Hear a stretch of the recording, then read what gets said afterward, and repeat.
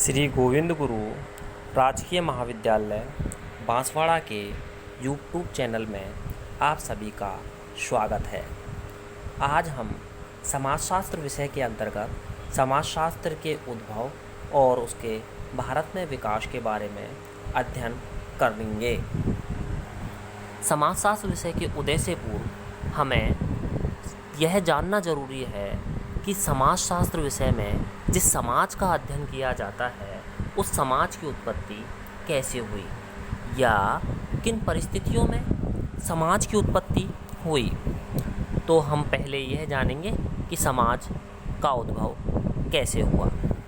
प्रारंभ में मनुष्य अपनी सभी आवश्यकताओं की पूर्ति के लिए प्रकृति पर निर्भर करता था और प्रकृति पर निर्भर करने के साथ साथ प्रकृति और मनुष्य का जो सामंजस्य था वह बना हुआ था।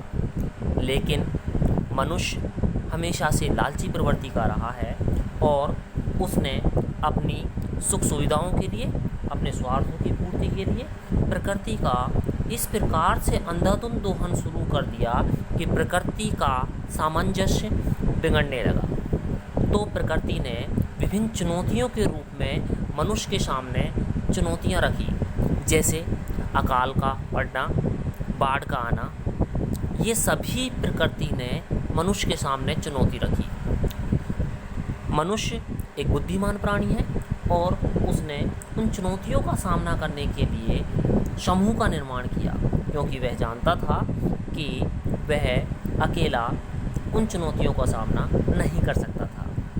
अंततः उस समूह के कारण परिवार और विवाह जैसी संस्थाएं समाज में आई और उन विवाह और परिवार के माध्यम से समाज अस्तित्व में आया। इस प्रकार हम यह कह सकते हैं कि समूह के कारण परिवार और विवाह जैसी संस्थाएं अस्तित्व में आई और इन दोनों संस्थाओं के अस्तित्व में आने के बाद समाज का उदय हुआ और इस समाज का अध्ययन करने के लिए ही समाजशास्त्र का एक विषय के रूप में उद्भव हुआ है। 18वीं सदी के उत्तरार्ध में यूरोप में तकनीकी, सामाजिक, सांस्कृतिक, राजनीतिक और आर्थिक परिवर्तन बहुत तीव्र गति से हुए और इन परिवर्तनों के कारण ही पूरा समाज उथल-पुथल हो गया। औद्योगिक क्रांति की शुरुआत इंग्लैंड में हुई और इस औद्योगिक क्रांति ने संपूर्ण विश्व को उद्योगों की तरफ अग्रसर कर दिया। उद्योगों के कारण मशीनीकरण हुआ, उत्पादन में वृद्धि हुई, पूंजीवाद का विकास हुआ और लघु कुटीर उद्योगों को छोड़कर बड़े बड़े उद्योगों में लोग रोजगार के लिए जाने लगे और जिससे नए शहरों का विकास हुआ। किंतु इस व्यवस्था में श्रमिकों का शोषण भी बड़े पैमाने पर होने लगा। इस शोषण से मुक्ति पाने के लिए श्रमिक समूह में रहने लगे और उस समूह के माध्यम से समाज का निर्माण हुआ। इसी प्रकार फ्रांस की राजक्रांति हो, चाहे अमेरिका का स्वतंत्रता संग्राम हो, उन्होंने लोगों को शोषण से मुक्ति पाने के लिए उन्हें एक आदर्श के रूप में प्रस्तुत किया। फ्रांस की राजक्रांति ने लोगों में समानता, स्वतंत्रता और बंधुत्व की भावना भर दी। लेकिन यह देखने में आया कि राजनीति का अध्ययन करने के लिए राजनीति विज्ञान विषय था, अर्थ का अध्ययन करने के लिए अर्थशास्त्र विषय था, पूरी पृथ्वी का अध्ययन करने के लिए भूगोल विषय था। तो ऐसे समय में समाजशास्त्र की भी आवश्यकता महसूस हुई, यानी कि एक ऐसे पृथक विषय की आवश्यकता महसूस हुई जो संपूर्ण समाज का अध्ययन कर सके। ऐसे ही समय में फ्रांस में एक अगस्ट कॉम्ट नामक भौतिक विज्ञानी थे, जिन्होंने समाज भौतिकी नाम से समाज का अध्ययन करने के लिए एक नवीन विषय का उदय कर दिया। लेकिन उनका समाज भौतिकी शब्द पर विरोध किया गया। लोगों का कहना था कि आप फिजिक्स शब्द का प्रयोग नहीं कर सकते। अंततः अगस्ट कॉम्ट ने सन 1838 ईस्वी में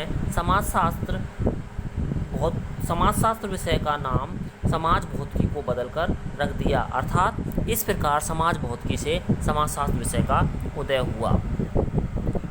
समाजशास्त्र विषय के उदय के बाद हम ये देखना चाहेंगे कि समाजशास्त्र विषय का भारत में उदय या भारत में विकास किस प्रकार हुआ। समाजशास्त्र विषय से पूर्व ही समाज का अध्ययन भारतीय समाज में प्राचीन काल से ही होता आ रहा है।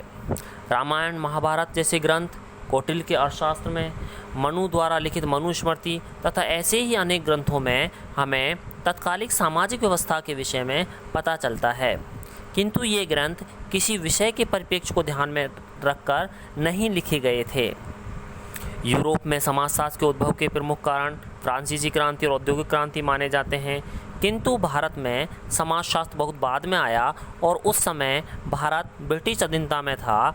इस कारण यहाँ प्रारंभिक समाजशास्त्रीय अध्ययन अधिकांशतः यूरोपीय विद्वानों द्वारा किए गए।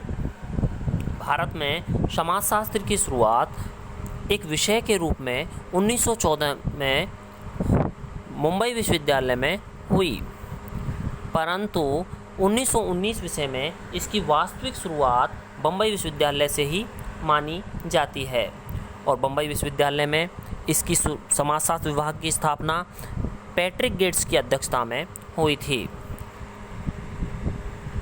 भारत के अन्य विश्वविद्यालयों में भी समाजशास्त्र विषय का उद्भव हुआ। सन 1917 में कोलकाता विश्वविद्यालय में समाजशास्त्र की शुरुआत हुई। 1921 में लखनऊ विश्वविद्यालय में इसकी शुरुआत हुई। 1923 में आंध्र और मैसूर विश्वविद्यालयों में समाजशास्त्र विषय की शुरुआत हुई। सन 1952 ईस्वी में इंडियन सोशियोलॉजिकल सोसाइटी की स्थापना हुई, जिससे सभी समाजशास्त्रियों को जुड़ने का अवसर प्राप्त हुआ। प्रारंभ में भारत में समाजशास्त्र अन्य विषयों के साथ पढ़ाया जाता था, जिनमें मानवशास्त्र, अर्थशास्त्र और राजनीति शास्त्र प्रमुख थे। स्वतंत्रता से पहले भारत में समाजशास्त्र का अधिक विस्तार नहीं हो पाया, लेकिन स्वतंत्रता के बाद इसका विकास तेज़ी से होने लगा। भारतीय समाजशास्त्रियों में एम.एन. श्रीनिवास द्वारा दी गई संस्कृतिकरण, पश्चिमीकरण और प्रभुत्व जाति की अवधारणा तथा राधा कमल मुखर्जी द्वारा दी गई सामाजिक मूल्य की अवधारणा के अलावा वैश्विक स्तर पर कोई भी उल्लेखनीय सिद्धांत व अवधारणाओं का विकास भारतीय समाजशास्त्रियों द्वारा नहीं हुआ, जो एक चिंता का विषय है और चिंता के विषय के साथ साथ इसे सुधारने का विषय भी है। वर्तमान में आवश्यकता इस बात की है कि समाजशास्त्र को केवल कक्षा में पढ़ाने वाले विषय तक सीमित न रखकर इसमें प्रायोगिक कार्य व अनुसंधान को प्रोत्साहन दिया जाना चाहिए, ताकि समाज को इसके वास्तविक अर्थों का लाभ हो सके। धन्यवाद।